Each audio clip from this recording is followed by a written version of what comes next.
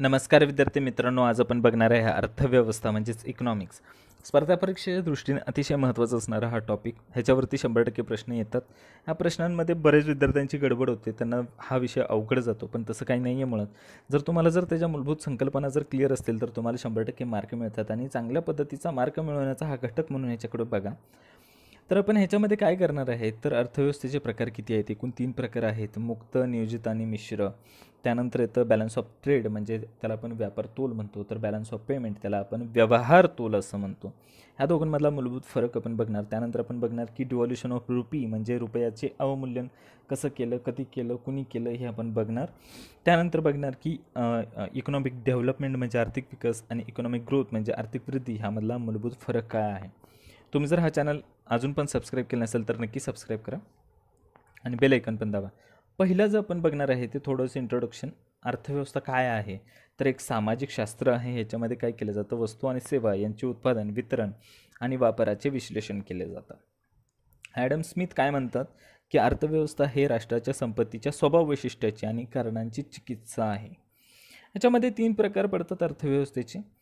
तर मुक्त अर्थव्यवस्था आहे ते प्रामुख्याने आपल्याला भांडवलशाही देशांमध्ये राबवलेली दिसते. नियोजित अर्थव्यवस्था ही आपल्याला प्रामुख्याने समाजवादी देशांमध्ये राबवलेली दिसते. तर मिश्र अर्थव्यवस्था ह्याच्यामध्ये दोघांचाही समावेश असतो.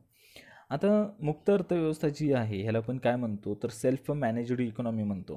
कारण इथं शासन कुठल्याही पद्धतीचे निर्बंध त्या ठिकाणी व्यापारामध्ये किंवा उद्योगामध्ये ते लावत नाही. होतंय कसं की शासन देशामधल्या उत्पादन, किंमत किंवा गुंतवणुकीचे निर्णय यावर कुठलाही ताबा नाही ठेवत. उद्योग अगदी मुक्तपणे बाजारात त्यांच्या वस्तूंची मागणी असेल किंवा त्या वस्तू जास्तीत जास्त नफा मिळवून देत असतील तर तशा पद्धतीची ती विक्री ते करत असतात. मग भांडवलशाही देशांमध्ये अशा प्रकारचे मुक्त अर्थव्यवस्था ही राबवलेली आपल्याला दिसून येते. उत्पादनाच्या बाबतीत कुठल्याही पद्धतीचे त्या ठिकाणी नियोजन नसल्यामुळे या अर्थव्यवस्थेला आपण काय म्हणतो, तर अनप्लॅनड इकॉनॉमी म्हणतो, अनियोजित अर्थव्यवस्था असं म्हणतो. मग आता येथे नियोजित अर्थव्यवस्था ही अर्थव्यवस्था जी आहे ती एका मजबूत केंद्रीय संस्थेच्या अखत्यारीत येते. सगळा जो कंट्रोल आहे तो त्या शासनाच्या एका मजबूत अशा केंद्रीय संस्थेच्या अंडर असतो. उदाहरणार्थ जर बघायचं झालं तर आपला नियोजन आयोग होता अगोदर, 2015 नंतर तो नीती आयोग झाला. ही संस्था काय करत असते, तर अर्थव्यवस्थेमधल्या उत्पादनाचा आणि गुंतवणुकीच्या संदर्भात ज्या काय आहे ते योजना तयार करत असते आणि त्या योजनेला अनुसरून ते बाकीचे निर्णय घेतले जातात. मग समाजवादी अर्थव्यवस्थेमध्ये नियोजित अर्थव्यवस्थेचं सूत्र वापरलेलं आपल्याला दिसून येतं. मग इथं काय केलं जातं, वस्तूंची मागणी किंवा त्यामध्ये मिळणारा नफा हे लक्षात नाही घेतलं जात. तर लक्षात काय घेतलं जातं, तर जीवनावश्यक वस्तूंच्या उत्पादनावरती विशेष लक्ष केंद्रित असतं. नियोजित अर्थव्यवस्था जी आहे ना ती परत एकदा समजून घेऊ आपण. ह्याच्यामध्ये अतिशय नियोजनबद्ध पद्धतीनं कार्य करण्यासाठी केंद्रीय स्तरावरती एक मजबूत अशी संस्था असते. जे अगोदर नियोजन आयोग होतं ते आता 2015 नंतर आता नीती आयोग अस्तित्वात आहे. ह्याच्यामध्ये काय केलं जातं, तर ही जी केंद्रीय संस्था आहे ती अर्थव्यवस्थेमधल्या उत्पादनाच्या आणि गुंतवणुकीच्या संदर्भात असलेले सर्व योजना तयार करते आणि त्याच योजनांना अनुसरून बाकीचे निर्णय घेतले जातात. समाजवादी अर्थव्यवस्थेमध्ये नियोजित अर्थव्यवस्थेचं सूत्र वापरले आपल्याला दिसून येतं.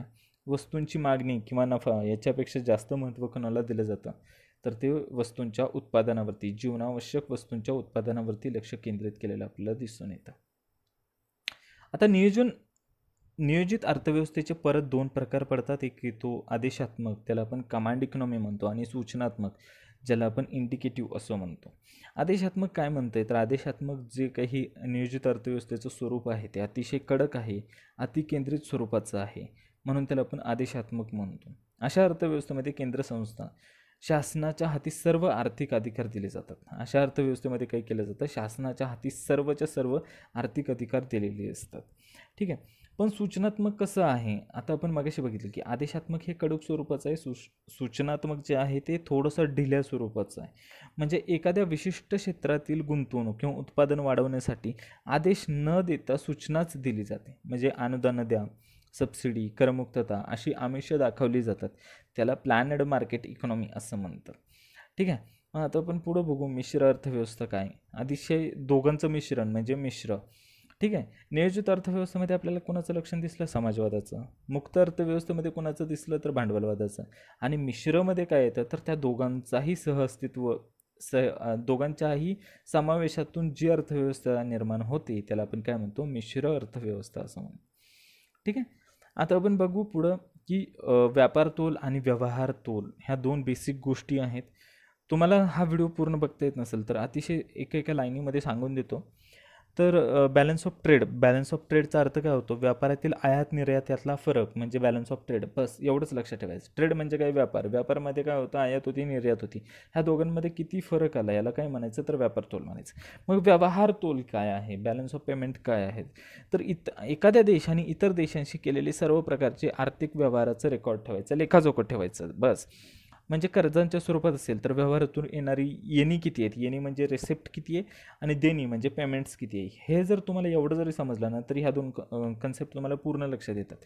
व्यापार तोल काय सांगतो, बॅलन्स ऑफ ट्रेड काय सांगतं, तर आयात निर्यात यामधला फरक, व्यापारामध्ये आयात आणि निर्यात यामधला फरक जो काय त्याला आपण व्यापार तोल म्हणायचं. मग व्यवहार तोल काय आहे, एखाद्या देशाने दुसऱ्या देशांसोबत किती व्यवहार केले, आर्थिक व्यवहार, मग त्या आर्थिक व्यवहारांमधून आपल्याला येणं किती बाकी आहे, कुणाला द्यायचं आहे किती, येणं म्हणजे काय रिसिप्ट, देणं म्हणजे काय पेमेंट, ह्यामधला फरक म्हणजेच काय असतं, तर बॅलन्स ऑफ पेमेंट.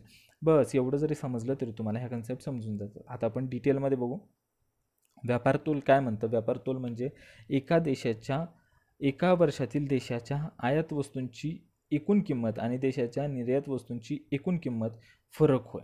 ठीक आहे. म्हणजे तुम्हाला जे काही मी मगाशी एका ओळीत सांगितलं होतं तेच इथं थोडं डिस्क्रिप्टिव्ह दिलं आहे. मग बॅलन्स ऑफ ट्रेड काय म्हणते, तर आयात निर्यात, व्यापारातील आयात निर्यातीमधला फरक. जर एका वर्षाची निर्यात एकूण आयातीपेक्षा अधिक असेल तर व्यापार तोल अनुकूल असतो, त्यालाच व्यापार शेष म्हणतात, म्हणजे धन असतं ते. जर एका वर्षाच्या एकूण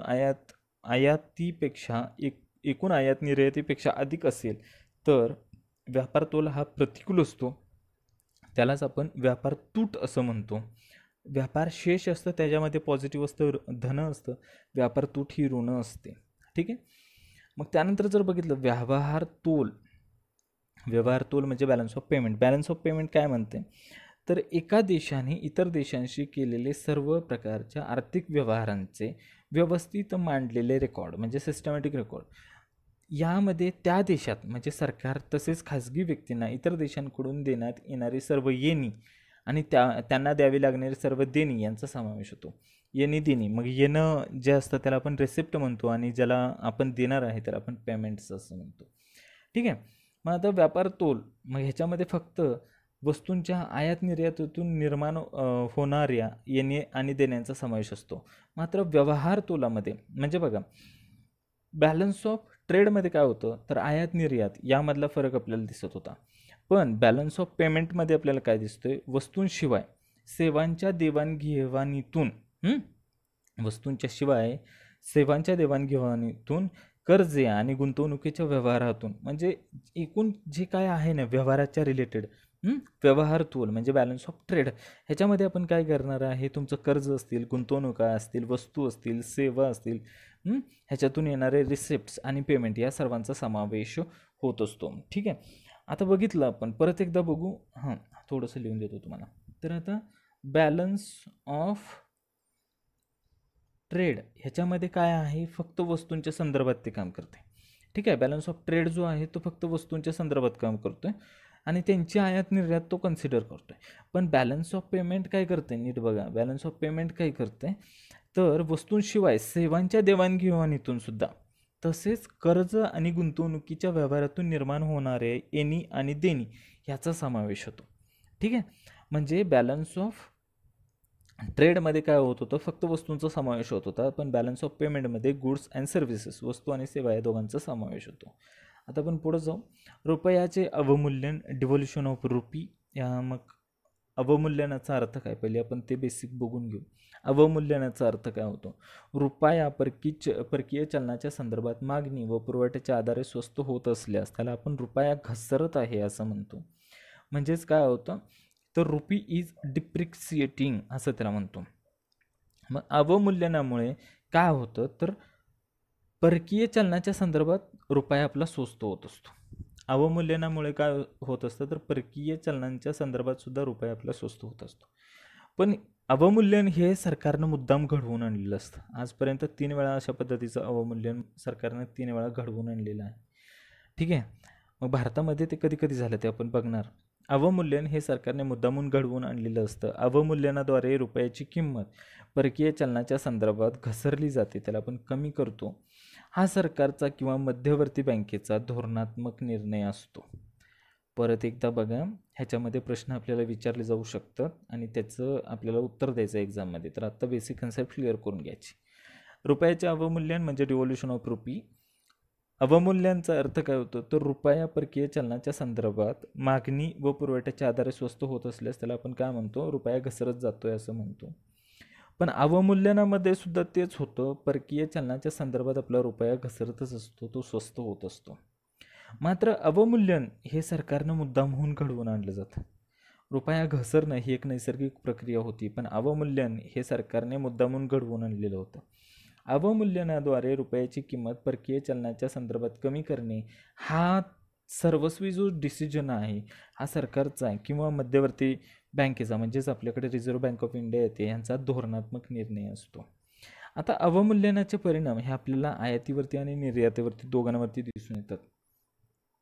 आयातीवरती परिणाम जे कसे होतात बघा, अवमूल्यनामुळे भारत आयात करीत असलेल्या वस्तूंच्या किमती भारतात वाढतात. बरोबर. अवमूल्यनामुळे भारत आयात करीत असलेल्या वस्तूंची किंमत भारतात वाढते. आयात महाग झाल्याने आयातदारांची आयातीची प्रवृत्ती कमी होऊन आयातीचे आकारमान कमी होण्यास परिस्थिती निर्माण होते. म्हणजे काय व्हायला लागली, आता आयातच होईना ना, कारण भारतामध्ये त्याच्या किमती वाढलेल्या आहेत. मग आता आयात महागल्यामुळे आयातदारांची काय झाली, आयात करण्याची प्रवृत्तीला आळा बसला, म्हणजे ते कमी झाले. मग आयातीचे आकारमान काय झालं, कमी झालं. हा एक पॉझिटिव्ह फॅक्टर. त्यानंतर बघा, निर्यात. अवमूल्यनामुळे भारतात निर्यात करीत असलेल्या वस्तूंची किंमत परदेशांमध्ये कमी झालेली असते. बरोबर, कारण रुपया आपला घसरला आहे ना. मग भारतीय वस्तू परदेशात स्वस्त वाटायला लागल्याने परकीय आयातदार भारतीय वस्तूंची अधिक मागणी करायला लागतात. त्यामुळे भारताची निर्यात वाढते. समजलं का? परत बघा, ज्यावेळेस रुपया घसरतो त्यावेळेस भारतामध्ये काय होते, आयात होताना ती वस्तू ज्यावेळेस भारतामध्ये येते त्यावेळेस ती वस्तू महाग वाटायला लागते. ठीक आहे. आणि जो आयात करतोय त्याला सुद्धा ती वस्तू महाग वाटायला लागल्यामुळे तो काय करतो, तिच्या प्रवृत्ती कमी करतो, आयात जास्त करत नाही. मग आयातीचं आकारमान कमी होतं. आता निर्यात करताना काय होते की भारतामधून ती वस्तू निघाल्यानंतर ज्यावेळेस भारताचा रुपया आपला घसरला आहे त्यामुळे काय होतं, आंतरराष्ट्रीय बाजारपेठांमध्ये ती वस्तू स्वस्त वाटायला लागते आणि परकीय आयातदार भारतीय वस्तूंची अधिक मागणी करायला लागतात. म्हणजे भारताकडून ते मागवतात, म्हणजे आपण भारतातून ती वस्तू निर्यात व्हायला लागते आणि ह्यामुळं काय होतं, भारतामधली निर्यात वाढण्याची परिस्थिती चांगल्या पद्धतीनं सुधारते. आणि जर कधी पण जर तुम्ही बघितलं तर एकूण जे आहे की बॅलन्स ऑफ ट्रेड ह्याच्यामध्ये जर आपल्याला व्यापार शेष ठेवायचं असेल तर आपल्याला काय करावं लागते, निर्यात अधिक करावी लागते, तुलनेनं आयात ही कमी करायला लागते. हे कोणत्याही देशासाठी चांगलं असतं. ठीक आहे. आता अवमूल्यनाची यशस्वीता, तर हे काय म्हणतंय, अवमूल्यन यशस्वी होण्यासाठी देशामध्ये आयात आणि निर्यात वस्तूंची मोठ्या प्रमाणावरती लवचिकता असली पाहिजे. हायली इलेस्टिसिटी डिमांड असली पाहिजे. म्हणजे आयात आणि निर्यात वस्तूंची मोठ्या प्रमाणावरती लवचिक असलं तर काय होतं, अवमूल्यन 100% यशस्वी होतं. अवमूल्यनाचे प्रयोग जे आहेत ह्याच्या म्हणजे कधी झालेत का भारतामध्ये, तर स्वातंत्र्यप्राप्तीनंतर 3 वेळा रुपयाचे अवमूल्यन घडवून आणलेलं होतं. पहिलं जे आहे ते 26 सप्टेंबर 1949ला तत्कालीन अर्थमंत्री होते जॉन मथाई. मग त्यानंतर दुसरं अवमूल्यन 1966ला आलं. ठीक आहे. मग ह्या अवमूल्यनाची थोडी वेगळी वैशिष्ट्ये आहेत. ह्याच्यामध्ये काय केलं होतं, भारताची हार्ड चलन देशांकडून होणारी आयात कमी करणं, भारताची निर्यात वाढवणं, ऑब्वियसली आपला तोच एक हेतू असतो, आणि व्यापार तोल कमी करणं. जसं की आपण बघितलं होतं की बॅलन्स ऑफ ट्रेड तो आहे तो डेफिसिट कमी करणं, बॅलन्स ऑफ ट्रेड मेंटेन ठेवण्यासाठी. म्हणजे एकूणच रुपयाचं अवमूल्यन करणं आणि बॅलन्स ऑफ ट्रेड ह्या दोन गोष्टी कशा इंटरलिंक आहेत त्या तुम्हाला समजलं असेल. मग तत्कालीन जे अर्थमंत्री होते, तत्कालीन अर्थमंत्री कोण होते, तर सचिन चौधरी, ते सचिव झाले ते होते. मग तिसरं अवमूल्यन हे कधी झालं, तर ज्यावेळेस भारताने LPG धोरण स्वीकारलं, म्हणजे उखाजा, उदारीकरण, खाजगीकरण आणि जागतिकीकरण. तर हे 1991मध्ये, जुलै 1991मध्ये रुपयाचं तिसरं अवमूल्यन झालं. तर आणि ते 3 टप्प्यामध्ये झालं होतं. तर ह्याच्यामध्ये जर बघितलं, भारताने महत्त्वाच्या चलनांच्या संदर्भात म्हणजे डॉलर, पाऊंड, मार्क, येन, फ्रँक ह्या सगळ्या चलनांच्या संदर्भात ते घडवून आणलेलं होतं. पहिल्या टप्प्यामध्ये म्हणजे 1 जुलैला ते 9.5%, 3 जुलैला ते 10% आणि 15 जुलैला 2%. तिन्ही टप्पे मिळून रुपयाच्या अवमूल्यन हे साधारणपणे 20% झालेलं होतं. म्हणजे 20% आपला रुपया घसरला होता. मग तत्कालीन जे वित्तमंत्री होते ते डॉक्टर मनमोहन सिंग होते. आता बघा, हा आपला कन्सेप्ट क्लिअर झाला. तर आपला महत्त्वाचा कन्सेप्ट काय आहे की आर्थिक वृद्धी आणि आर्थिक विकास यामधला फरक बघायचा. ही कन्सेप्ट जर तुम्हाला समजली ना तर कधीच तुम्हाला प्रॉब्लेम नाही येणार. म्हणजे UPSCच्या तुम्ही एमध्ये लिहू शकता कुठेही, म्हणजे तुमचा हा कन्सेप्टच आता मी क्लिअर करणार तर तो कधीच तुम्ही विसरणार नाही. आता वृद्धी जी असते ना ती आपण कायम काउंट करतो. किती ग्रोथ झाली, मग त्याला काहीतरी युनिट असतं म्हणजे एकक असतं म्हणजे ती संख्या आहे, संख्येला एकक लावतो ना आपण. म्हणजे आर्थिक वृद्धी एक संख्यात्मक संकल्पना असून ती देशातल्या वस्तू आणि सेवांच्या एकूण आकारमानात वाढ होणे म्हणजे आर्थिक वृद्धी होणे. बरोबर, वाढ झाली तरच आपण त्याला वृद्धी म्हणतो. एखादा व्यक्ती वृद्ध होतो म्हणजे काय होतो, तो म्हातारा होतो म्हणजे त्याचं वय वाढतं ना. मग तशीच आर्थिक वृद्धी होणे म्हणजे आर्थिक आपलं जे काही आहे ते वाढत जाणं. मग काय वाढलं पाहिजे आपलं, तर वस्तू आणि सेवा यांच्या आकारमानात वाढ होत गेली पाहिजे. तर काय होईल, आपली आर्थिक वृद्धी होईल. म्हणजे राष्ट्रीय उत्पन्न वाढत जाण्याच्या प्रक्रियेला आपण काय म्हणतो, आर्थिक वृद्धी म्हणतो. बस, आर्थिक वृद्धी म्हणजे काय, राष्ट्रीय उत्पन्न वाढत जाण्याच्या प्रक्रियेला आपण आर्थिक वृद्धी म्हणतो. बरोबर, इथं होतंय काय की राष्ट्रीय वृद्धी म्हणजे राष्ट्रीय उत्पन्न, मग राष्ट्रीय उत्पन्न आपण कशात तरी मोजतोय, मग ते संख्येत मोजतोय, मग ती संख्यात्मक संकल्पना झाली. बरोबर, मग ह्याच्यामध्ये आकारमानात वाढ होते म्हणजे वृद्धी होते, तर आपण त्याला काय म्हणतो, आर्थिक वृद्धी होते.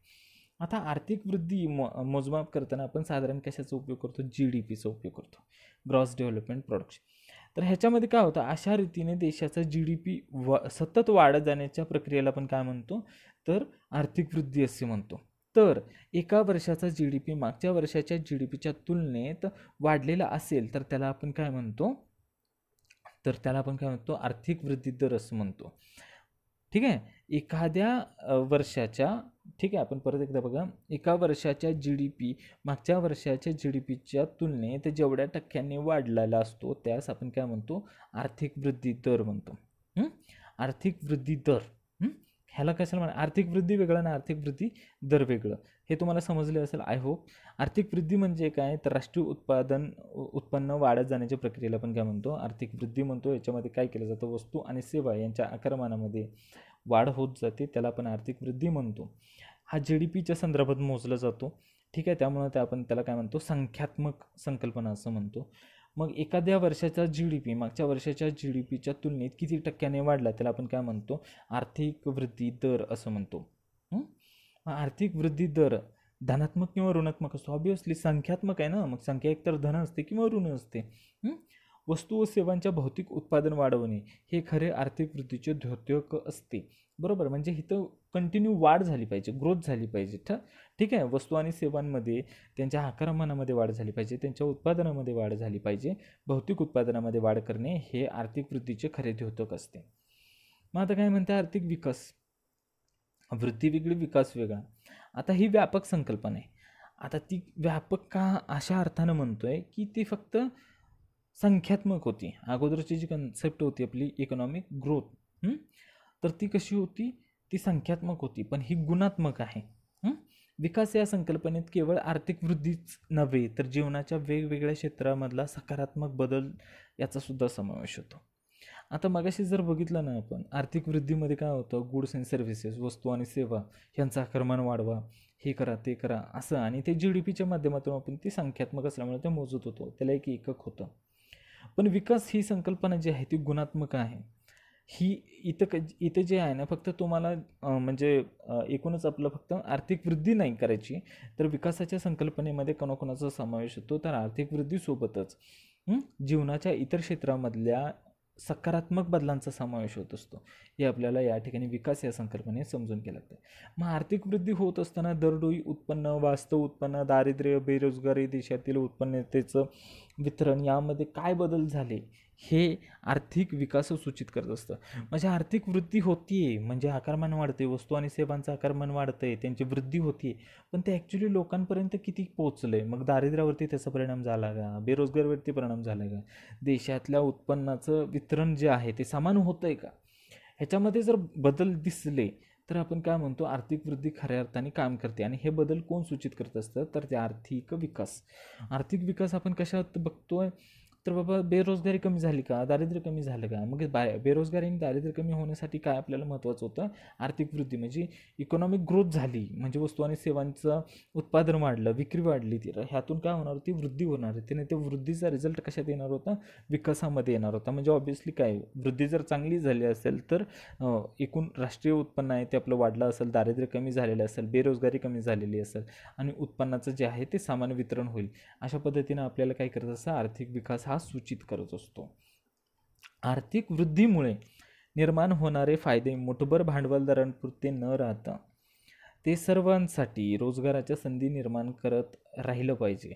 त्यांच्या हाती पर्याप्त क्रयशक्ती निर्माण होत असली पाहिजे. दारिद्र्याचे प्रमाण कमी झाले पाहिजे. सर्वसामान्य लोकांच्या जीवनमानाचा दर्जा उंचावला पाहिजे व देशातील आर्थिक व सांपत्तिक विषमता कमी झाली पाहिजे. तरच देशाचा आपण आर्थिक विकास झाला असं म्हणू शकतो. अशा रीतीने आर्थिक वृद्धीचे फायदे तळागाळातील शेवटच्या व्यक्तीपर्यंत पोहोचण्याची प्रक्रिया म्हणजेच आर्थिक विकास. ठीक आहे. आता इथं तुम्हाला हा कन्सेप्ट क्लिअर होऊन जाईल. आर्थिक वृद्धीचं ज्यावेळेस शेवटच्या माणसाला फायदा होईल त्यावेळेस आपण काय म्हणू की आर्थिक विकास साध्य झालेला आहे. थोडक्यात आर्थिक विकास म्हणजे आर्थिक वृद्धी अधिक आर्थिक बदल. ठीक आहे. म्हणजे आता तुम्हाला शेवटचं एक लाईनमध्ये सांगतो, आर्थिक विकास म्हणजे काय, आर्थिक वृद्धी आणि जो झालेला बदल आहे त्या वृद्धीतून झालेला बदल आहे ह्याला काय म्हणतो आपण, आर्थिक विकास म्हणतो. आर्थिक विकास म्हणजे काय, आर्थिक वृद्धी अधिक बदल. हां, ठीक आहे. आता इथं बदल ह्या संकल्पनेमध्ये काय काय येतं, तर बदल ह्या संकल्पनेमध्ये अर्थव्यवस्थेतील गुणात्मक बदल दर्शवत असतात. ह्याच्यामध्ये दारिद्र्य कमी झालं पाहिजे, रोजगारांची निर्मिती झाली पाहिजे, विषमता कमी झाली पाहिजे, राहणीमानाचा दर्जा उंचावला पाहिजे, कार्यक्षमता वाढली पाहिजे, तंत्रज्ञानाचा विकास झाला पाहिजे, औद्योगिक आणि सेवा क्षेत्रांचा वेगाने विकास झाला पाहिजे, व्यक्तींच्या दृष्टिकोनांमध्ये सकारात्मक बदल घडला पाहिजे. तर हे सगळे सकारात्मक बदल हे कशामध्ये येतात, तर आर्थिक विकास यामधल्या बदल ह्या संकल्पनेमध्ये ते अपेक्षित आहेत. आणि आर्थिक जर विकास घडवून आणायचा असेल तर आर्थिक वृद्धी झाली पाहिजे. आर्थिक वृद्धीतून झालेले बदल कोण सूचित करतं, तर आर्थिक विकास. शेवटच्या माणसापर्यंत जर आर्थिक वृद्धी पोचली तर त्याला आपण आर्थिक विकास झाला असं आपण म्हणू शकतो. एकूणच तुम्हाला हा व्हिडिओ आवडला असेल तर नक्की आपल्या चॅनलला सबस्क्राईब करा, तुमच्या मित्रांना शेअर करा, लाईक करा, कमेंट करा. धन्यवाद.